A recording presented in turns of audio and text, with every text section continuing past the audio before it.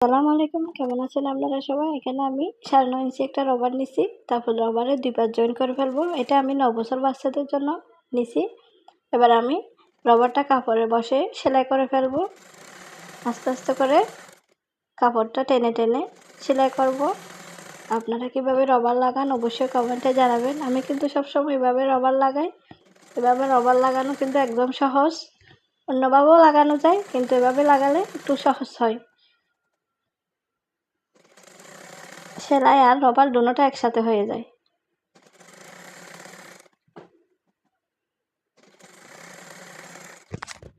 আমার রবার লাগানো হয়ে গেছে। এবার আমি রবারের উপর 2টা সেলাই করে দিব। আপনারা 2টা সেলাই করে দেবেন। 2টা সেলাই করলে একটু রবারের ফিনিশিংটা সুন্দর হয়। এরকম 2 পাশ টেনে টেনে সেলাই করবেন। অনেক সময় দেখা যায় রবারের সুতা ছিঁড়ে যায়, কিন্তু এরকমভাবে টেনে টেনে যদি সেলাই করেন আপনারা, রবারের সুতা ছিঁড়বে না।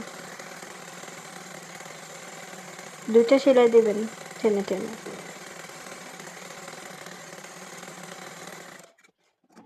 আমার রবার লাগানো শেষ।